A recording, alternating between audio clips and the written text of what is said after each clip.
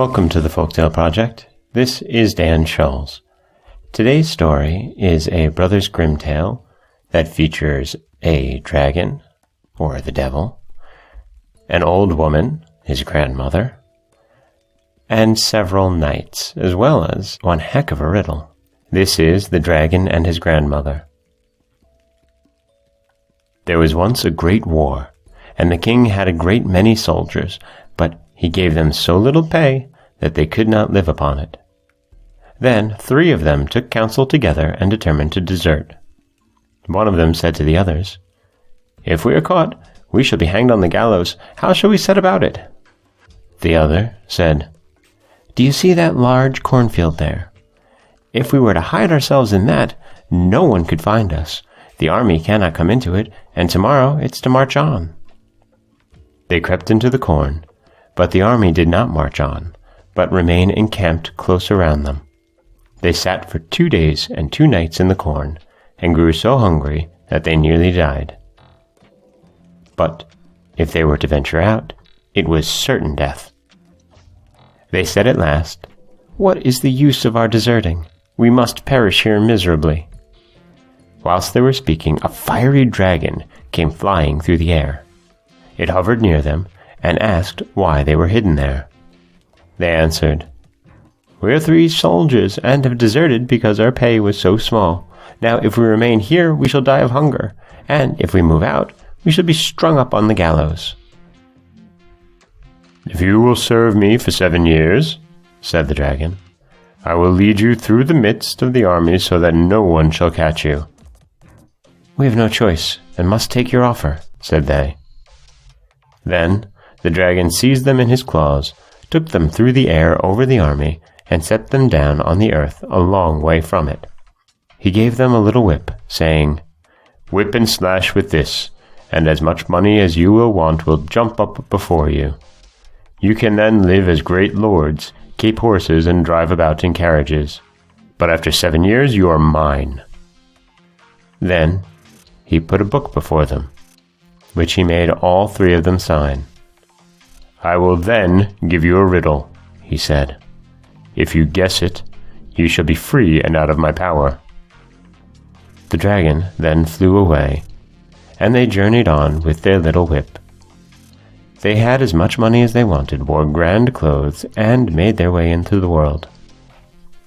Wherever they went, they lived in merrymaking and splendor, drove about with horses and carriages, ate and drank, but did nothing wrong. The time passed quickly, and when the 7 years were nearly ended, 2 of them grew terribly anxious and frightened. But the 3rd made light of it, saying, "Don't be afraid, brothers. I wasn't born yesterday. I will guess the riddle." As they went into a field and sat down, and 2 of them pulled long faces, an old woman passed by and asked them why they were so sad. "Alas, what have you to do with it? You cannot help us." "Who knows?" she answered. "Only confide your trouble in me." Then they told her that they had become the servants of the dragon for 7 long years, and how he had given them money as plentiful as blackberries, but as they had signed their names, they were his, unless, when the 7 years had passed, they could guess at a riddle. The old woman said, "If you would help yourselves, one of you must go into the wood, and there he will come upon a tumble-down building of rocks, which looks like a little house. He must go in, and there he will find help." The 2 melancholy ones thought, "That won't save us," and they remained where they were. But the 3rd and merry one jumped up and went into the wood till he found the rock hut. In the hut sat a very old woman, who was the dragon's grandmother. She asked him how he came and what was his business there. He told her all that had happened, and because she was pleased with him, she took compassion on him, and said that she would help him. She lifted up a large stone which lay over the cellar, saying, "Hide yourself there. You can hear all that is spoken in this room. Only sit and don't stir. When the dragon comes, I will ask him what the riddle is, for he tells me everything. Then listen carefully with what he answers." At midnight, the dragon flew in and asked for his supper. His grandmother laid the table, and brought out food and drink till he was satisfied, and they ate and drank together. Then, in the course of the conversation, she asked him what he had done in the day and how many souls he had conquered. "I haven't had much luck today," he said, "but I have a tight hold on 3 soldiers." "Indeed, 3 soldiers?" said she. "Who cannot escape you?" "They are mine," answered the dragon scornfully, "for I shall give them one riddle, which they will never be able to guess." "What sort of riddle is this?" she asked. "I will tell you this. In the North Sea lies a dead sea cat. That will be their roast meat. And the rib of a whale, that shall be their silver spoon. And the hollow foot of a dead horse, that shall be their wine-glass." When the dragon had gone to bed, his old grandmother pulled up the stone and let out the soldier. "Did you pay attention to everything?" "Yes," he replied. "I know enough, and can help myself splendidly." Then he went by another way through the window secretly, and in all haste back to his comrades. He told them how the dragon had been outwitted by his grandmother, and how he had heard from his own lips the answer to the riddle. Then they were all delighted and in high spirits, took out their whip and cracked so much money that it came jumping up from the ground. When the 7 years had quite gone, the fiend came back with his book, and, pointing at the signatures, said, "I will take you underground with me. You shall have a meal there. If you can tell me what you will get for your roast meat, you shall be free, and shall also keep the whip."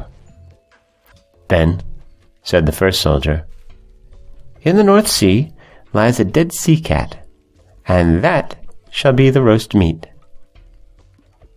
The dragon was much annoyed, and hemmed and hawed a good deal, and asked the second, "But what shall be your spoon?" "The rib of a whale shall be our silver spoon." The dragon made a face, and growled again 3 times. He said to the third, "Do you know what your wine-glass shall be?" "An old horse's hoof shall be our wine-glass." Then the dragon flew away with a loud shriek, and had no more power over them. But the 3 soldiers took the little whip, whipped as much money as they wanted, and lived happily to their lives' end. And that is the story of the dragon and his grandmother. It's one of those devil's riddles stories. I like it particularly because the grandmother is that trickster sort that fixes things for no good reason. She seems to like her grandson, the devil, quite a bit. Perhaps it's just a little bit more of that trickstery nature of the devil and his brood. Again, that is The Dragon and His Grandmother by the Brothers Grimm. I'm Dan Scholes for the Folktale Project.